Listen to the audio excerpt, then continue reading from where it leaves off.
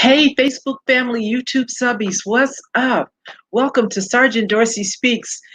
This is my live at 5 p.m. Pacific, 8 p.m. on the East Coast broadcast again. And so, family, I am about to bring another Rock'em Sock'em event to you. This evening, I've already kind of previewed you and teased you a little bit.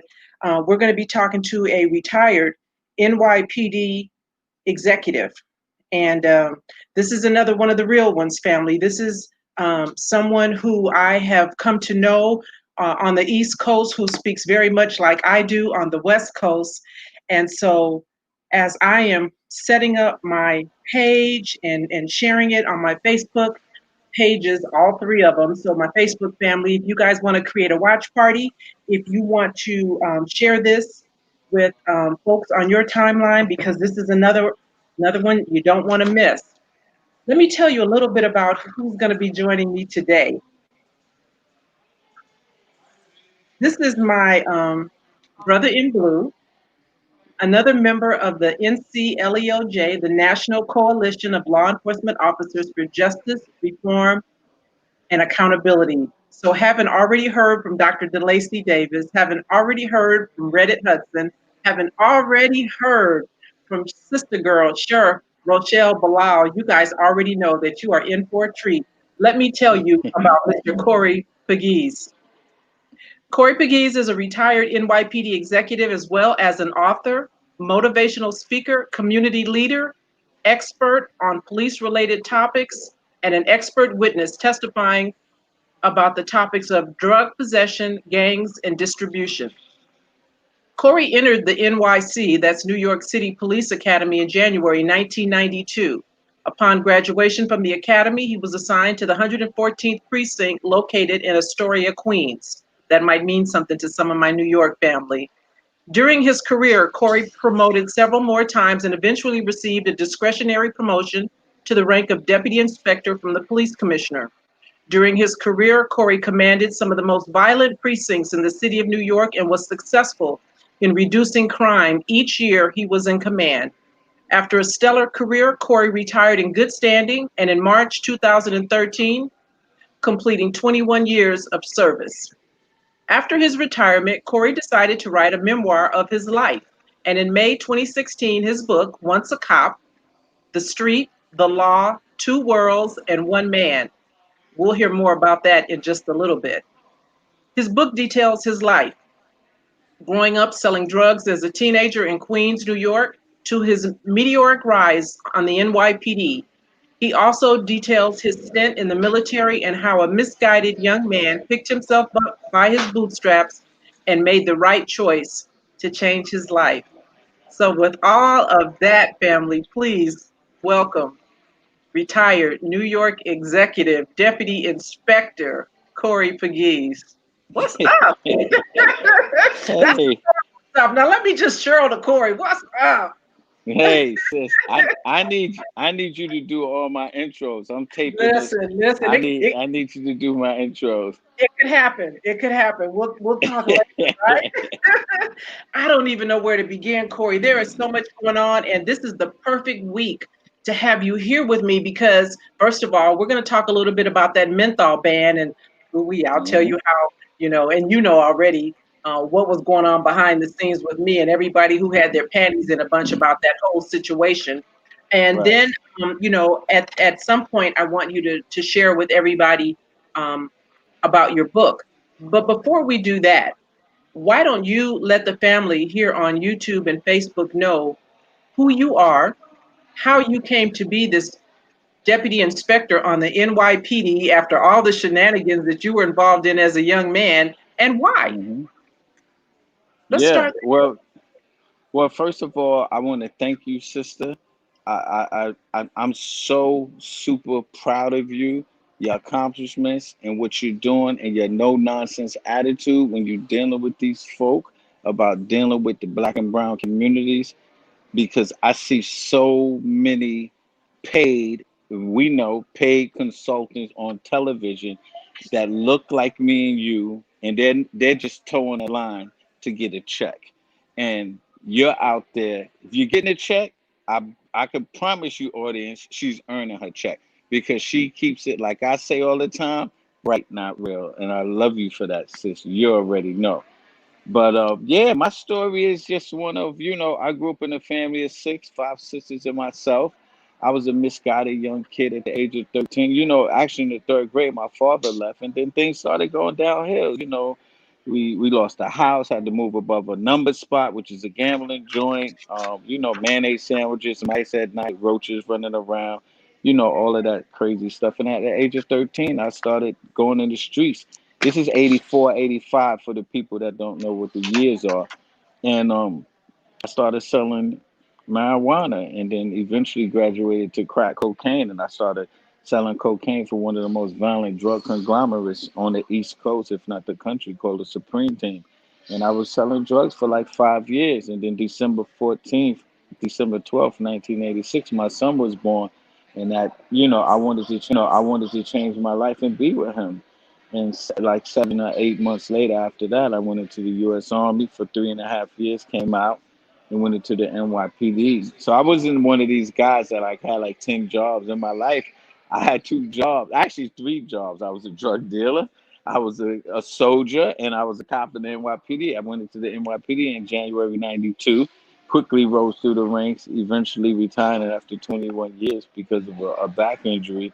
As one of the top executives, I was the deputy inspector and one of the premier commands in the precinct in the city of New York. And along the way, I got my bachelor's, my master's. I went to Columbia University to the Police Management Institute, which is one of the premier police institutes in the country.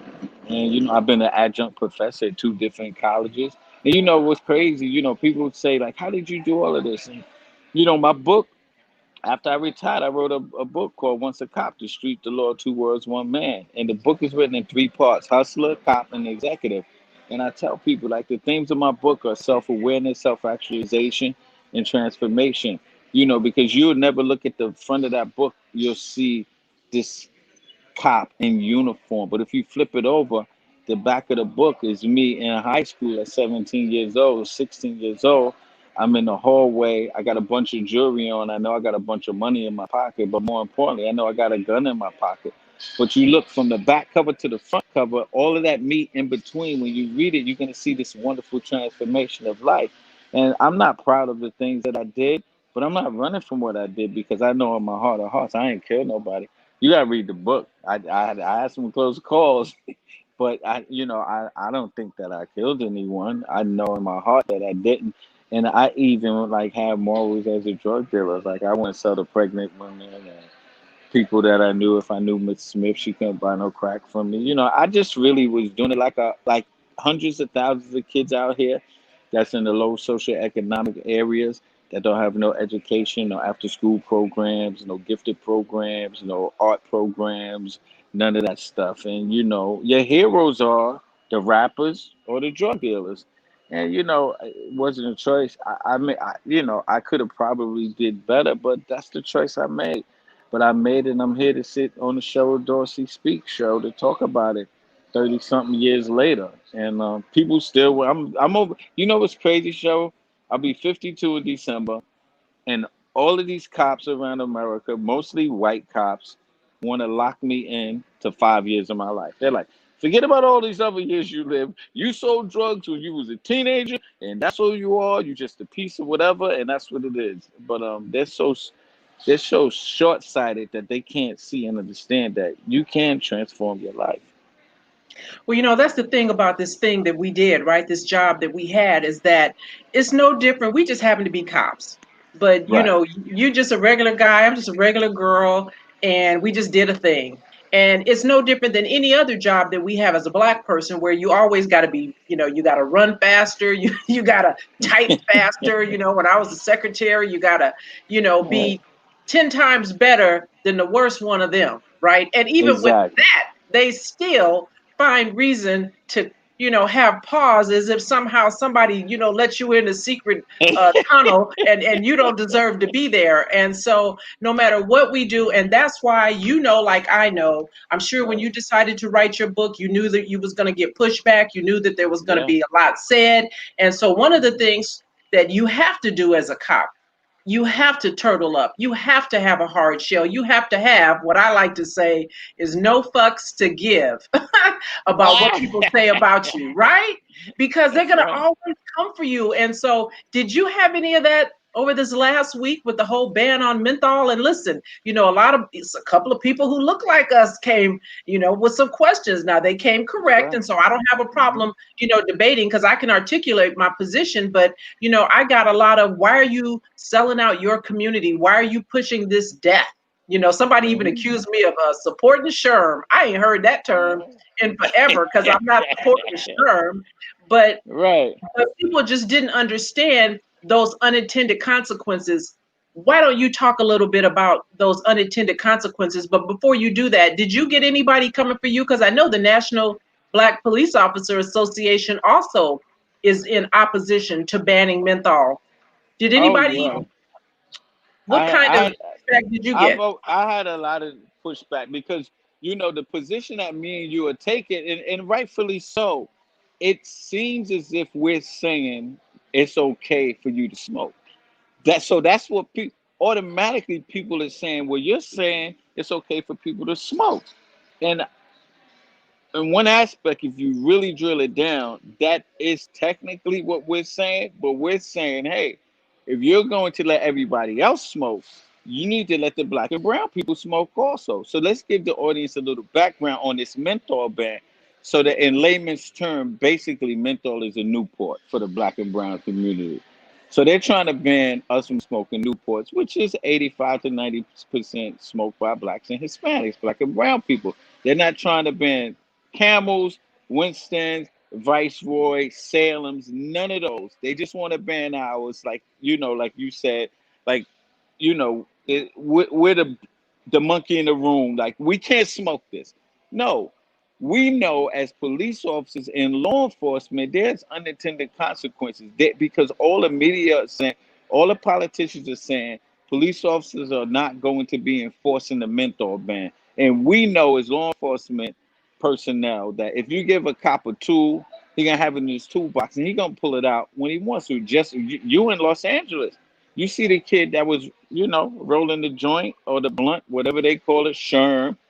He got tackled by the cop. He was what, 13, 14 years old. He 14. threw him to the 14 years old, threw him to the ground. That's just one incident. And every incident is not on video.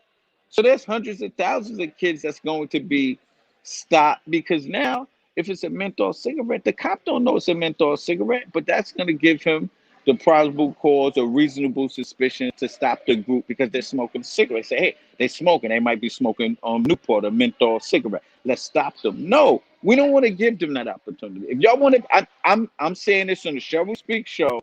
I'm giving you something exclusive, Shovel. I want the FDA to ban all smoking. Ban it all. I'm saying that right now. But I'm not going to sit here and allow you to ban a cigarette in one community. And by the way, 13 states around the country have already legalized marijuana. Six more is right now getting ready to come on board. Even my state of New York, I believe in the next year and a half, 2 years, they're going to be on board with legalizing marijuana. So what you're telling me is now my 21-year-old son could smoke marijuana. Actually, he's 22 and he smokes marijuana every day. But my 85-year-old grandmother is not going to be able to smoke a Newport that she's been smoking for 65 years. So, audience, that's just what you, just to give it to you in kindergarten terms, that's just what you got to think about. We can smoke marijuana, right? But we can't smoke a cigarette. It absolutely makes no sense. It absolutely makes no sense. Cheryl and Corey Pegues is not big tobacco ain't giving me the. I still got. I'm still fighting for my house, 2 cars and a white picket fence. I don't have no dump trunk full of money that's giving me money. Listen, the issue is the issue. The unintended consequences is going to be black and brown young men and women having more contact with police, and it can be simple contact, but a simple contact ends up being a Friday night, you getting stopped for smoking a menthol cigarette, spending 3 nights in jail where you can't go to work for 3 days. And when you go back to work on Tuesday, if you get to see the judge on Monday, you lost your job. So all of these unintended consequences, it's going to just we don't need it. We stopped questioning frisk. We finally almost got rid of that. We know they're still doing it, but they, legally they're not supposed to do it because they're banning that over here in New York State. And now we're gonna do this menthol ban. Like, come on, we got bigger fish to fry. Leave it alone. People and listen, you can't arrest your way out of a health issue. If somebody got a smoking addiction, they need help. It's like the drug. We've been dealing with the war on drugs since the Reagan era. What are we doing today, Cheryl? The war on drugs. It's not working. You can't arrest your way out of drug addiction. You can't arrest your way out of this menthol ban. People have an addiction, like even with smoking, like for the last 20 years, smoking has gone down 30%, but it's based on education and counseling. Not from arresting people. It's not from arresting people. People got addictions. They need help. They need counseling.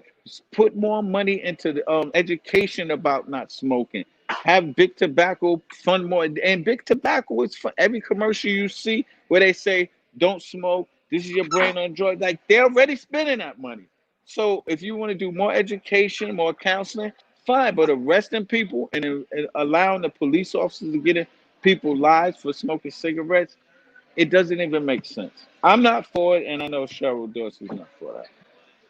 Right. And so, it's not a matter of whether or not cops would abuse. We know they do. We see it Right. every day. We saw just the other day a very simple, responding to a 415 fight between two chicks, and you wind up shooting a man in the back 8 times. Why? Because you can. Here in Los Angeles, our mayor had to have a fireside chat with our police chief, Mike Moore, because we have a unit, Metropolitan, who are a group of officers who conduct Pretech stops. That thing where I just need to holler at you, come here, let me talk to you. I see you with that cigarette. I want to know where you Right. got it from. I know it's not illegal to have, but what I need to know is who sold it to you, because the seller, I need to holler at him. And as soon as that happens, a millennial is going to lose their shit because they're going to think that they're being racially profiled, and they all know their rights. And then it's going to Hmm. wind up in a use of force that's going to escalate very easily to 7 shots in the back. And That's that's right. what we're trying to avoid. And so, why people don't get that, I don't smoke. I don't advocate smoking. I don't advocate vaping. Certainly, I don't for children. We know the negative Hmm. effects of them vaping flavors, but Right. I don't want folks to get stopped under the guise of, let me holler at you, but I really just want to mess with you. Because if I stop you and ask you where you going, right? That's what cops like to ask, grown up That's right. Black folks. Hey man, where you going? Hmm. As if you got to tell him where you going, right? And so Exactly. those are the kinds of encounters that will lead to, you seem like you pissed off, what Brian Encinia said to Sandra Bland just before he did what he did, right? So we know That's that right. officers will push buttons and they will use whatever they can. I am waiting to hear, well, I guess I'm not waiting anymore, because we kind of know what they're going to say in Kenosha. This young man allegedly had a knife in his car, Right. and it's not an Hmm. issue, but yet you putting it out there. So if it's not a thing, why are we talking about it? And that's the reason Exactly. you pumped 7 rounds into his back. Hmm. We And know even that so, cops are out of control. and Cheryl and me and you agree. Let's put our cop hat on. Let's just say the cop that shot him 7 times saw him reaching for the knife. Why you pump 7 bullets in him? I'm gonna give him. I'm gonna give him that. All right, you saw the knife on the floor. Let's say it was a butcher knife. It was a machete. I don't care whatever kind of knife it was. Did he deserve 7 shots in the back? Like who are we fooling here? Stop. One, to stop, right? If it's just to stop the threat, a double Right. tap will stop it, right? Exactly. And then I'm listen, not buying it. now I'm hearing that this young man is tied to his damn hospital bed. He's cuffed to his hospital bed, according to a report from the dad today, like a damn horse tied up to a stake. Is he charged with something? Or is it that, I always say, once you put hands on somebody, then I You can't got leave you in the right. street. I can't just beat your ass and then just say, Right. my bad, I see you later. I got to take you to jail for something. And so they Exactly. hurt this man, and now they have him in jail for what? Because I haven't heard what he's been charged with. The police won't say. I think they're trying to figure out. Almost like there was a situation here in Vallejo, California, where we got a whole shit show going on the Vallejo Police Department. They shot Hispanic dude not too long ago, and after they shot him, they said, "What did he have? Why did we shoot him? Because we already did it, and now we have to backtrack, right, and fix that." What do you say, Corey, to folks who look like you and I, who are your son's age, who say, "FTP, I ain't got time for that. Defund the police. We don't need y'all anyway. We'll handle this ourselves." Knowing what you know, having lived the life that you've lived on both sides, a black man, raising black sons, being a police Mhm. officer, what do you say? Well, so obviously I get that question quite often. And my position is this: I was a cop, my daughter's a cop, my nephew's a cop, you was a cop. I have a lot of friends that's cops. I'm all for a good policeman because I and the gangster of all gangsters, when they get robbed, they call the cops. So there's a need for the police. But what we need to do is get rid of bad police policy, and bad legislation. If we can and root out this culture of us, it's not us against them. The community just don't hate the cops. They didn't just wake up and hate the cops. But because of the policies, the procedures, you pushing cops on, go on to get along, just like Chauvin out in Minnesota, with 18 years on the job, 3 shootings, one shooting involved somebody dead. How the hell did he end up being the training officer that day? And they got a black police chief that run that police department of less than 1,000 people. I'm not giving him a pass because he's black. How you go to a police department with less than 1,000 people, you there for 3 weeks, and you don't sit the internal affairs down and say, I need to go through the jacket of everybody that got 2 or more complaints. What's And listen, going he on? didn't show up there. He grew up. He's from that department. This brother who runs that department actually sued with a group of other police officers That's because he right. knows that discrimination goes on. So I'm with you, dude. That's why I say I hate to do the black on black crime, but we know all skin folk ain't kinfolk. And when he finally got in that position, the first thing I would have done was put on my heavy duty boots with the steel toe, Right. and I would have got to work. Right? Right, but me and you both know that most cops want to go along to get along, and I get it. Like doctors, lawyers, real estate agents, you want to go to work and be liked. But when you're in this law enforcement profession, this ain't about being liked. This is about mastering the 3 C's on the commander level. If you can't master these 3 C's, then you shouldn't be the police chief or the commissioner. Cops, community, and crime. If you can't master those in not any particular order, you can't master the 3 C's, then you need to go to McDonald's because they always hiring somebody on French fries. And that's just it for all your police commanders out there or aspiring police commanders and police chiefs. If you're not ready to handle those 3 things and make tough decisions like, hello, Cheryl, I'm removing you from your position. If you're not willing to say that because Cheryl's not going to speak to you no more, then you don't need to be in that position. If you can't deal with it and put your big boy pants on or the galosha boots, like you just said, Cheryl, then you don't need those positions.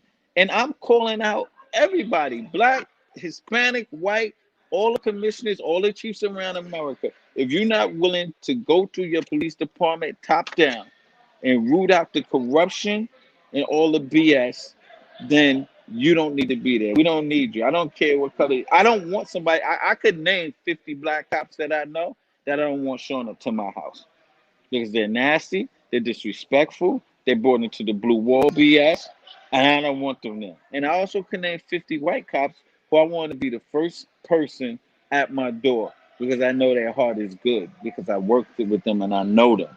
You understand? So it's not, I'm so off this black white thing, Cheryl. And like you said before, like it's this whole culture. Like the culture Right. got to change.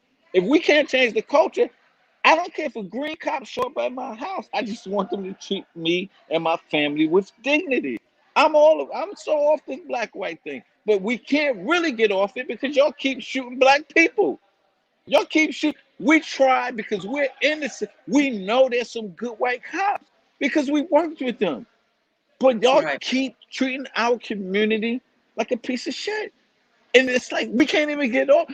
It's so tough for me to say all cops are not bad when all we're seeing on TV is bad cops. See, that's the problem with cops got. They keep saying all cops are not bad, but the civilian sector, all we see is the Jacob Blake, the George Right. Floyd, the Sandra Bland.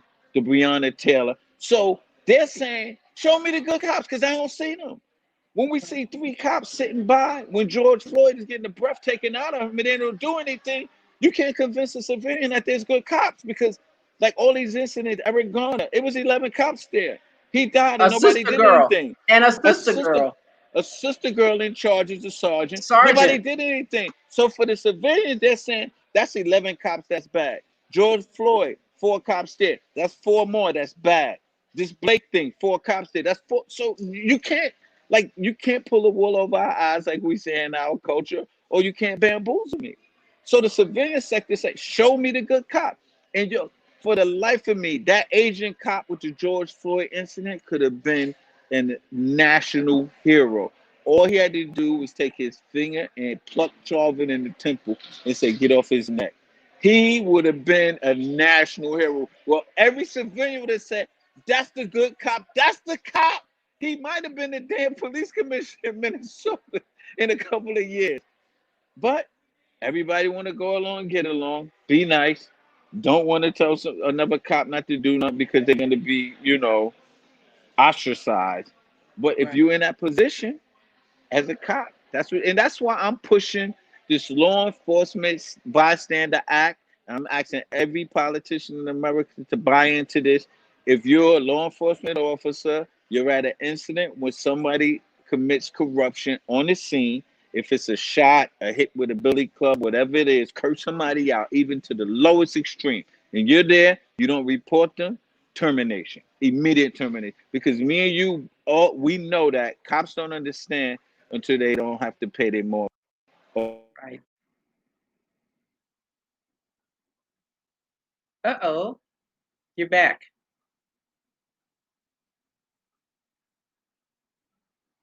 Did I lose you?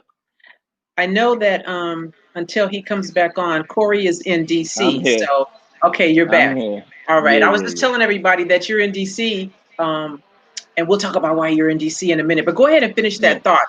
Go ahead and finish that thought. Yeah, I mean, cops don't understand unless it's going to affect their livelihood. Meaning, like they got to end up paying their mortgage, their kids' school tuition, whatever it is. Their wife's getting a washing set with the split ends cut, whatever, whatever it takes.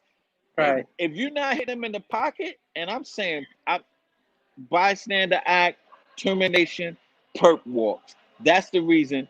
That's the only way cops listen. In 1993, when I was a cop and Bill Bratton came to the NYPD, he took down a 30-30.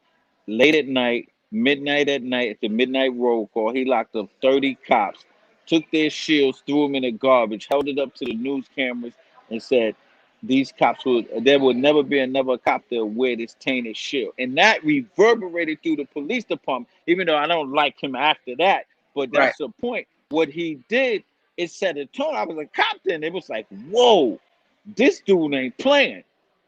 But that's the kind of leaders that we need. You need leaders that's going to come in and make sure they set a precedent to show the men and women that they're not playing. And we need to start rewarding cops to report corruption. Like we always give a cop a medal because they shoot somebody, justified or not. You know that, Cheryl. You know all these Right. cops get medals for unjustified shooters. But how about we give a medal for a cop that walked the old lady across the street? Like this is what I'm saying. Like we got to do something different in policing to reward cops. Like you report somebody, oh, I'm promoting you to detective. But then you put a press release, everything. You stand them in front of the crowd, say, look, this person reported Corey Pegues for corruption or why he did something bad. We're promoting him today. We want the whole city to know that this is the type of officer we want in this police department. But they're not doing that. Right, right. And so, my thing is because I'm all about solution. And so, Uh-huh. we can fuss and cuss and complain. We know what needs to happen from an insider's perspective. And that's why I encourage people to get on the department so that folks that look like you and I, or more specifically, you and me, right? If we'd have been there, we'd have made sure things were done differently in a couple of different situations. But what do you see the community's role? Because I think that certainly there's a lot of pressure to be applied from the community, but we as a people need to be willing to roll up our sleeves, not spend so much time at the mall and wherever else we are, the nail shop or the barber shop, and start demanding. I think right now is the time to get proactive before the next shooting, before the next Jacob Blake, and demand that. Okay, we have another connection issue. I'm going to continue my thought because I think he can hear me. Demand that police chiefs and sheriffs and commissioners um, speak to the community about what it is actually they're going to do and what role they're going to play to make sure that there are no more errant officers like Derek Chauvin and the rest. I think that pressure can be applied by the community.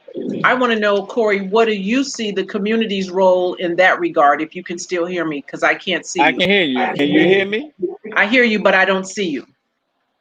All right. Well, I can hear you. So let's see. As you go ahead and talk, and as you do, fix your Yeah. camera.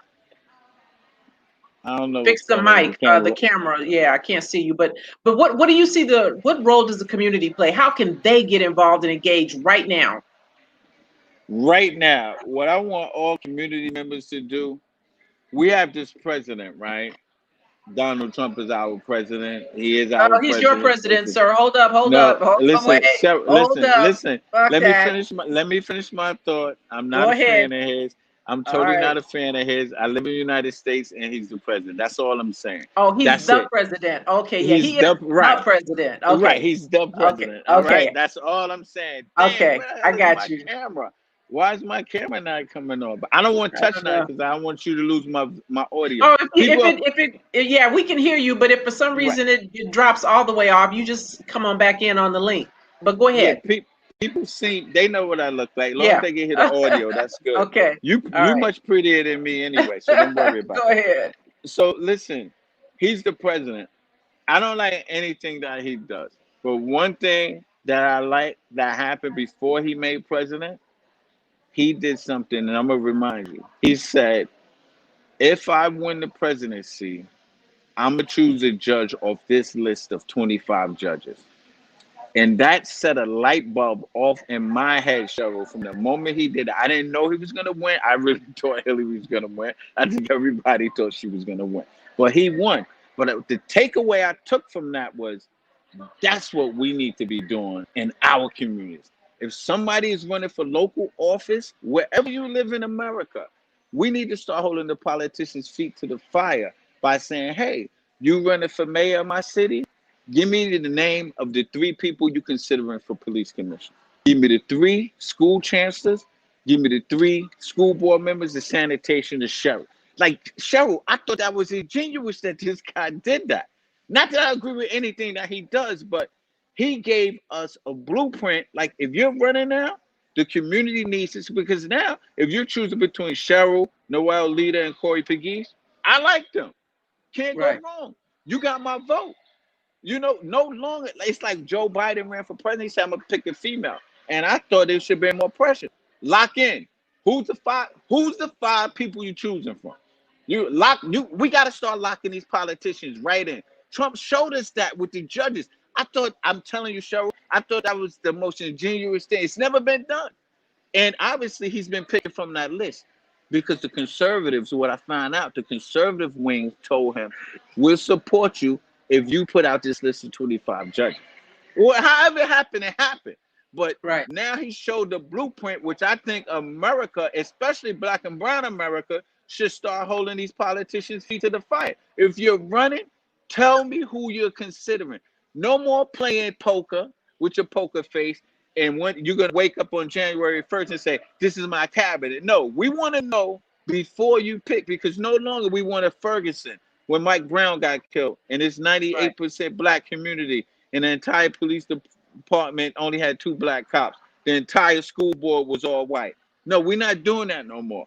We want to know who you're gonna pick, and we need to be included in those picks. And that's where I'm at it right now. That's what I'm employing for the people of the United States, especially black and brown communities. Start locking these politicians in because every vote is on the local level. Right. It's not the national. If Right. you don't know what's going on in your community, why the hell you trying to figure out who the president is? You don't even know who your school board member is. You don't even know who's the commissioner of sanitation. You don't know who your local judges is. If your son get locked up, you worrying about getting attorney generals over there. You know, because if Think about it. If you vote somebody and you vote Trump and he's gonna pick Sessions, and when Sessions leave, you're gonna put Barr. They don't have your best interest. So you need to start putting people in your local community that have your best interest. So that's where I'm at with that position. Let me ask you, what do you think about this whole NBA? I was all excited last night, and I'm not even a sports fan, but when the NBA and the WNBA and soccer and everybody shut down for the night, and now they like, okay, well that was last night. We going to work tonight. What's up with that? How effective was this shutdown for 12, 24 hours? Was it? So as you know, I've been traveling. I'm in DC, and I'm itching to find out if the NBA is playing tonight. I heard they wasn't playing. So you're telling me that they're playing? I've been traveling all day. Yeah, I saw that they shut down for just yesterday, and that they're going to resume the playoffs. So I guess I won't know until there's a game on, but that's what I'm hearing. And so folks are kind of, a little all caught up in their feelings right now on some social media platforms and saying, what was the point of a stance like that for just a couple of hours if you're going right back to work tonight, tomorrow? No. Yeah, and what I'm saying is this: LeBron James tweeted out today, "Fuck that. I'm tired. We're sick and tired." This is what the best NBA player in the world said. So my belief was if LeBron James said that, because it's simple, this not rocket science. All y'all got to the NBA season is almost over. The minimum contract in the NBA is over $1 million. So pretty much all the players got their money. Shut it down. Because Right, that's the only way that the owners is gonna listen. They're gonna lose revenue, the TV contracts, they're gonna lose millions and hundreds of millions of dollars. That's the only way. So if you're telling me that they took this stance last night and didn't do it to today, it's pretty sad because they should shut the season down. It's over. Shut it down. right, right, That's right. the only way. I love the girl Onika, the tennis player, the black and Asian Yeah, young tennis yeah, player. yeah, yeah, She said, yeah. "Look, I'm in a white sport, and the only way I could show, my solidarity is to pull out." And Right, she was getting ready. She was getting ready to win this tournament. So at the sake of winning, and the winning probably came with $1 million. She said, "Forget right, the money. I right. got a black father and an Asian mother. I'm a minority, so I'm taking a stance." And I think that they all should be doing that. I did hear like 40 minutes ago that the game was canceled between Toronto and Boston. So I'm not I'm not sure on what's going on with the NBA. Okay. So tell everybody where you are and why. So I'm in DC at the NAN National Action Network March.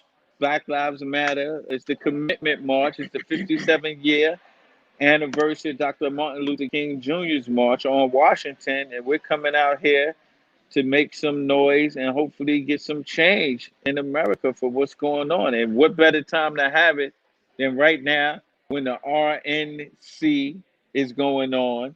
We had the killing out there in Wisconsin. We had the shooting over there in Cheryl, it's so much I can't. It's so hard for the work that me and you doing. It's so hard to try to keep up. It's It's so hard. hard to keep up with all of these things. People always texting me and DM and tweet me and say, "Man, I can't understand how you keep up with all this." I don't watch no regular TV. Everybody asks me what's going on with Power. I said I ain't got no time to find out what the hell is going on with Power. I'm trying to find out what's going on in the communities around America. I don't know no NBA scores. I don't know none of this stuff because I'm constantly reading reports about, implicit bias. And this whole implicit bias, people are saying that there's no implicit bias. It is implicit bias. Like we just gotta understand and know that. It's like I don't eat red meat or pork. I'm biased, implicitly biased against it. Some cops don't like black people, some don't like white people. I get it. But my position is for 8 hours, act like you like them. I don't care that you got your little hood in your locker, your closet at home. If that's what I don't want to know about it. While you're working, I need you to treat these people with respect. We would be unhuman if we thought that everybody worked for us or with us and in the community loved everybody. I know that there's some cops that don't love the community that they work, but they ended up passing the psychological passing the physical, passing the test, they're there. So our job as leaders is to ensure that while they're there, they do the job that they wanted, that they was paid to do. And then when they go back home, if they want to play Halloween, to throw their mask on in their house, fine. But don't let me know about it, because if I know about it, I'm terminating your ass and possibly trying to put you in jail. Let me ask you something. During your time on NYPD, did you ever? I was pretty fortunate in that I never had anybody cutting up in front of me, because when I came on, there weren't many chicks who looked like me, and they didn't think I had their back, right? Air quotes, had their back. Right. So, Hmm. some of the guys that don't look like me, well, actually, they had started to spread a rumor, and they said that I was a plant. I was a spy from FOI, because back in the 80s, FOI was pretty thick over in one of our divisions, and I had a real short afro, and they swore that I was some kind of plant. Anyway, so because of that, I guess maybe they did me a favor, because they didn't do any stupid shit in front of me, because they didn't think they could trust me. Uh-oh, okay, he's gone completely now. We're going to have to wait for him to get back in. I know that he's in a hotel lobby somewhere in DC.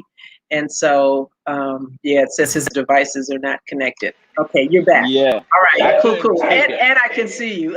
Oh, you shut it down so I could see Yeah. you. I was just saying that, when I came on, they thought the white boys were saying I was a plant from FOI. So you can't trust her, she won't back you, and all this old crazy stuff. So they didn't cut up in front of me.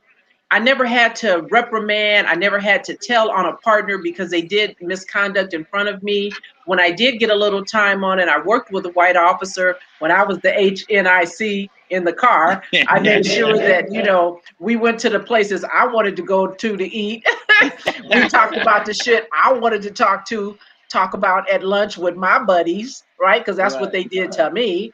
And listen to your Did you music. experience exactly? Did you experience anything like that where you had to pull a Derek Chauvin off somebody, or tell a Aaron Dean to put your damn gun up before you shoot a Tatiana Jefferson? Did you ever Yeah. experience anything like that? Well, I had several incidents. One I detail in my book with just maybe 6 months out the academy, maybe a year on the job. More than my first arrest, I locked this kid up, a young black kid, for a stolen bike, whatever. I locked him up, and I was on foot post, and I needed transportation. So I called the cops over to transport him to the precinct, and I'm writing in my book, my log book, and I turn around and like they're fighting over there. I know I cuffed this kid. I thought he was Houdini. I go over there and they beating the cuffed prisoner. So the sergeant came and I was like, whoa. I said, yeah, listen, that's not my arrest. I have nothing to do with this prisoner. And if this ever happens again, I'm calling 212-740-2140, whatever the internal number, fair's number was. So early on, I set a tone that like Pegues ain't gonna, I'm not with the bullshit. I'm not with it. I don't know why they beating this cuffed prisoner, what's going on. And there's other incidents in the book that I talk about, but more importantly, like you said, there were times like with my partner, I would have to tell my partner, like he would be like, yo, let's stop these guys over. I'd be like, yo, what's going on? Like I'm thinking he saw like a MP5 machete or something. I'm like, yo, what's going on? Like I'm hyped, like, yo, what's going on? Right, He'd be right, like, yo, look, let's stop them guys. Look, they got hoodies on and their pants hanging out. And I would be like, Brian, did you see me come to work today? right. Did you did you see I had a hoodie on and my pants hang down a little bit? Like my ass ain't showing, but that's what we wear. Like, let's go to the white side of the precinct where they got like leather jackets with chains on and holes in their jeans. Like, let's go stop some of those. Are we profiling? Like, leave those guys alone. So Right. for us, it's always a learning experience. We had to teach. I felt good. Like I had to always teach the white cop. Another story I read about in my book is when I became commanding officer of the 6-7 precinct. I was there for 2 days. I'll never forget. The chief gave me a jacket and said, "I need you to sit this guy Mike down." His name wasn't Mike. I'm just using that. Right. So he's like, yo, he got 2 years on the job. He got 7 complaints, use of force. And I'm like, what the fuck? Most cops go their whole career at 1 or 2, maybe. What's going Right. on? So I'm like, first, I'm like, how did I get, why didn't the other commander who I took over for take care of this? What? It's my bag, whatever. So I sit him down, young Irish cop. I said, hey, Mike, what's going on, man? You been here, like, you got 7 complaints, all use of force. And you know what he told me, Cheryl? He says, I didn't understand the people when I got here. and it was a 99% black community. So I got it. So basically, he was saying he didn't understand black people. I said, all right, I get that. That's what you do know. I'm black, right? That's just so you do know those black and brown people. They look like me. We can't have that. I said, we're gonna fix it. With those 7 complaints, I have nothing to do with those. You're here. I'm here now. I grabbed the sergeant. I said, listen, Sarge, this is your driver now. You're gonna say every time if he sneezes wrong, you got to deal with me. Forget about what he do. I'm gonna deal with you. Ended Right. up, long story short, this kid Mike ended up being one of my better cops because nobody sat down with him. Cheryl, you know this happens in policing. Everybody, like some of these white cops, never seen a black person. They never worked in the black community, so all they know about us is what they see on Power. You know, Boys in the Hood, all this BS, and they're coming there with all this aggression. They might not even be racist. They're just scared to death. So sometimes it takes somebody sitting them down and say, "Hey, they're not all animals that live here. As a matter of fact, their parents don't make enough money to move out of here, but they're good people, all right? But they don't get it because nobody sit and talk to them. Yes, it would be nice if we could take a paintbrush and put a black priest in an all black community, white priest in an all white community, but that's just not the law of averages. It's not going to work. So we need a melting pot in all communities, and we need leaders that's going to ensure that they're leading the men and women, not just coming there because they know they're going to get another promotion. And you know that's what happens. Most commanders just come there, by their time, they know they're going to move off to get another promotion. You got to buy in. If you're not buying in to what's going on in the community, then you're going to have the Derek Chauvin. You're Right. going to have the Jacoby Blake. You're going to have the Brooks down in Atlanta that was shot in the back. Can you believe Brooks shot in the back, running away at least 25 feet away, and they're really trying to justify this because he had a taser that already deployed and clearly didn't hit the man. Like, yo, when they get in, see, one of the problems with policing, Cheryl, is when me and you were cops could control the narrative. There was no video. They said, you Right. shot somebody? Are we Right. going to the back room? This is the story. We're getting ready to go in front of the cameras. You got it, Cheryl, Corey, you got the story. This is what it is. This is what we're going with. They can't control the narrative now because there's video all over the place. So policing, they have to change. And for the life of me, they still, even with video, they still don't want to. You can't tell me what my eyes seen and try to Right. spin it. You can't spin what my eye. We seen it. America has seen this guy get shot in the back 7 times. Knife, no. We clearly saw him walk to the car without a knife. I know me and my partner. Me and my partner was talking about this after this. It's no way in the world we would let that guy get to the car. You know that, Cheryl? Right. Ain't nobody Right. get it. We would have tackled that guy. I He'd would have have been. been dealt with over there on the sidewalk, Are right? you Are you serious? kidding me? Man, I would have been putting a hickey on his neck, biting his neck. You ain't getting in this car because we know the most dangerous part of the job for a cop is a car. We Right. don't know what's in that car. He could have had a ticking time bomb. Right. You Right. ain't getting to that car. We Right. tackling you, whatever. If we falsely arrest you, fine, but you're not getting to that car. You not getting to that car because I don't know what's inside of that vehicle. So I don't know what Right. kind of training these four, and there was 4 of them. I don't know what kind of training they got, but nobody's getting to the, if like you said earlier, it looked like they put their hands on them already. Yeah. So something happened on the side of the car. If you put your hands on them, then somebody got to go and cuff. You can't Right. be putting your hands on people and And not now they're arresting them. saying, well, they had deployed the taser, but when I listen to what they try to narrate as they try to Uh-huh. craft a story for all of us, they said, well, he had been tased. Well, okay, so they fired the taser, but did the taser make contact? Because the fact that, Exactly. they say that the taser had already been deployed and it had no effect. Well, hell, if it didn't connect, it wouldn't have any effect. And you see the officer with his gun out chasing him down like he's hunting fucking elk. Why did he even have his gun out except for he already knew I ain't gonna be able to control him, whatever. I'm scared to damn death. And so let me just go ahead and get this gun. And then he's menacing, walking behind him with his gun out. Mm-hmm. And then he shoots 7 times. There's no way. There's no way to minimize and mitigate that. And I'm still stuck, Corey, on the whole fact that this young man is chained to he's handcuffed to a hospital bed. Yeah. So that means he's in custody. But what they haven't said Right. what he's in custody for. And I'm a little bothered. I'm probably going to get in trouble, but I'm a little bothered by the attorney that's representing the family, because any attorney worth their salt would be able to figure out why the fuck is my client in handcuffs when he's That's right. paralyzed from the waist down. That's What's right. going on? Where are the charges? Let me see the arrest report. Let me somebody tell me something about the reason that he's handcuffed. But And even if why? he were But in Cheryl, charge, even if he was being charged, the humane thing would be to just let the man sit there in his bed. He's paralyzed. because me and you also know that if the guy's cuffed, that means there's a cop there. So if there's a cop there and the guy's paralyzed, why the hell is he? Why in the hell is a paralyzed person? Forget about him being paralyzed. Shot 8 times. I'm pretty sure somebody that shot 8 times is not going to be able to overpower any cop 2 days after being shot. Like all of this stuff doesn't make. But you know what? When you have all these little hick towns, you have these little hick towns like Kenosha down in Minnesota. You give these, you put 5, 6, I don't know what they got, 8 stars as police chief. I don't know what they got on their shirt over there. So they done drunk all this power and juice, and Right. they're feeling themselves. They're actually feeling themselves because Sean King just released a video of the police commissioner in that same county saying, put them all in cages. They got 5 or 6 baby mamas, put them in cage. So all this stuff. See, policing That's the got a problem. mindset.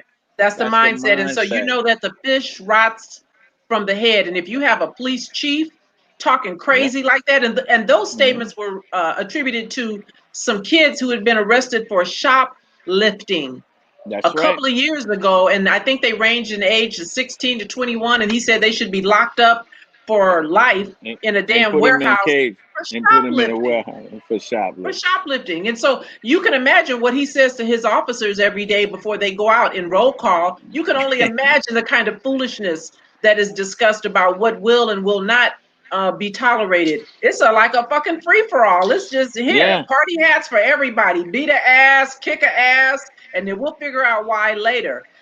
and it's I could go sad. on and It's on. sad. Let me ask you about your book, because we're winding down, and I know that you've got some stuff that you're doing there in DC, and I don't want to tie up too much of your evening. I do so appreciate you coming here with me, but tell everybody the nexus for the book. Why did you write it, and where can they find it? Yeah. Well, I wrote the book because I knew, my life story, what I was doing. I became a cop 5 years removed from selling drugs and carrying guns and shooting at people and doing all. So I knew that I had a story to tell. What most people don't know after when they read the book is I journaled my entire career. So that was one of the main points of me getting a book deal with a major company like Simon and Schuster, because I walked in the room with 20 journal books. And they was like, "You've been journaling for 20 years?" I was like, "Yeah," because I knew I had a dream to write a book. And it just happened. Like my dream just came to fruition, and it just happened. But I really wrote the book for legions and the legacy of Pegues, my name, grandchildren, great grandchildren, to know the life that I lived and how I changed my struggle. And it just morphed into this whole once a cop what it is today. But it was just to like motivate the kids in my family, and obviously go on a speaking circuit and talk to. There's millions of kids out here in drugs, gangs, doing all this crazy stuff. And I just want to let them know that you can change your life. If I did it, you can do it too. And that's just really what it's about. Policing has made, white police, and I gotta lock them right in. White police have made it into the boogeyman book, which it isn't. It's just a memoir of somebody that was a misguided young kid that ended up changing their life. And instead of them revering me saying, they constantly saying we can't recruit in black communities. Well, give me $100,000 a year, and I go in all the black communities. I guarantee you, I have a line of kids saying, "Damn, you did it, and you was a cop." But they're so stuck on me selling drugs for 5 years that they don't want the consultant. So they'll send the polished black guy into our community to try to recruit, and the kids are looking at him saying, "You don't even speak my language. Right, Don't." I don't right. want to be a cop. If I got to turn out like that to be a cop, I don't want it. But they don't get it. One day they're gonna get it. But Cheryl, thank you so much for having me. I appreciate it. And have your audience, they can follow me at, my website, CoreyPegues.com. I'm pretty sure you're gonna list my social media up there. Yeah, I'm doing it as you speak. It's CoreyPegues.com is your website. Can they purchase your book Yeah. there? Yes, there's Can a they link to purchase your purchase book the there? book. And I know that you're Yes. on IG, right? What's your Yeah. IG handle? C Pegues 9098. My first initial, my last name, and the number's 9098. And Twitter Let is me do C that again. Pegues. Yeah. C Pegues. 9098. Okay, so I got you on Instagram. I got your website. What do you have going on right now? Anything? Are you speaking anywhere? Are you doing anything that you want to promote, Mhm. talk about? Yes, I have my documentary coming out called A Cops and Robbers Story.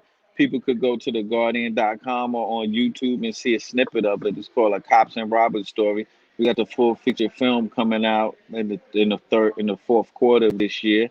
So looking out for that. I'm in negotiations for a major television deal right now in Hollywood. So and I'm constantly speaking all over the country. I actually just got booked to speak today for something. So just out here, just working, enjoying retirement life, Cheryl. We enjoying retirement life, and we ain't gotta deal with them crazy people no more.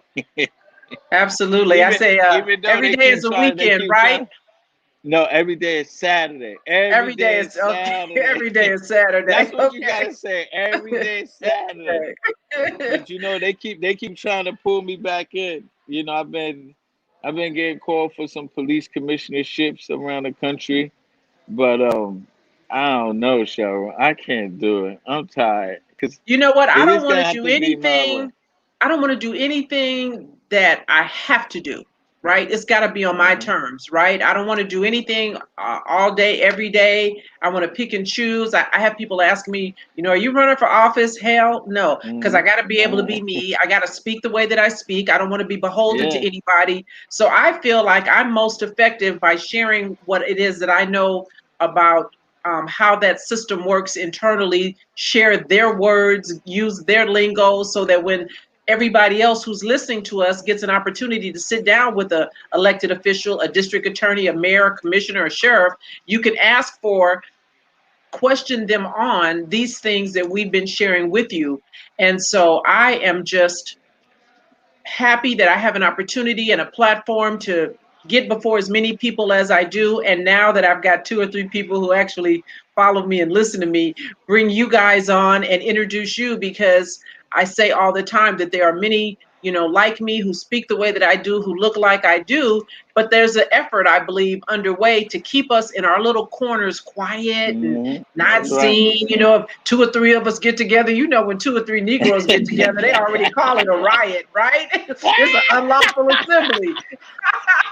So when you got 2 or 3 of us, ooh Uh-huh. wee, yeah, it's a And problem. Cheryl, So, I forgot to say happy anniversary and your 20th oh, anniversary of thank you. retirement. Listen, the goal, so for your audience, let me tell you, the goal is for cops. We always say our goal is to get as many checks as the years we work. And you did what, Absolutely. 25 years? I You did did 20, 25 20 in years? and 20 out.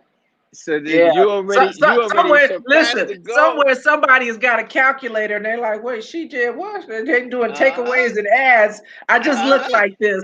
I'm a little older than I look. I love But it. yeah, You I was look like, you great. know what? I thank my Lord and Savior because, I didn't, I'm just flying by the seat of my pants. I started speaking because of Christopher Dorner being shot and killed by LAPD here. Well, LAPD and San Bernardino County Sheriffs executed him, black officer who was fired and had issue with LAPD. And I wanted folks to know how he got there. And I just wrote the book not knowing, that any of this was going to come. I could not have planned it this way I if hear I you. wanted to. You know what I mean? So everything just happened. And after I wrote my book in 2013, how did I know Eric Garner, Mike Brown, Ezell Ford, and Tamir Rice, and John Crawford, and everything that happened in 2014?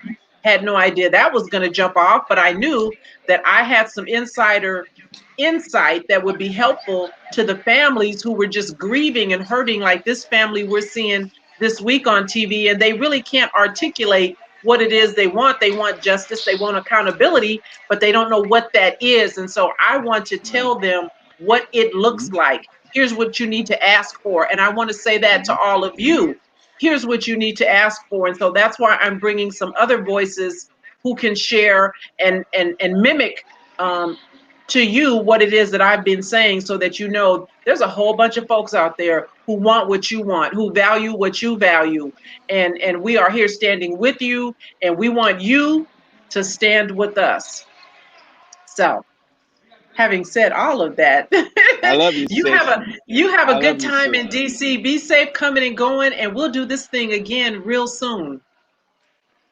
Yes, you know when the movie drop, you gotta have the exclusive. You already Well, know. listen, let me know so I can get something short and tight, or I'll maybe be long and I'll tight. be out there. I'll be coming out. You crazy, Sarah. You crazy. I'll be out in LA soon in the next month or so, getting a private Okay. screening for the full edited version. I'm gonna invite you as my guest to come. Oh, well, Okay? that's cool. And then, of course, we're going to do lunch or dinner or both. And you paying, because you making big bucks. You got the Well, big that's bucks that's right that's what they say. But yeah, I got you because it'll be. I'm the home team, so I got you. there. All right, love you, sis. Thank you. You as well. Okay, take good care. Be safe. Okay, bye bye.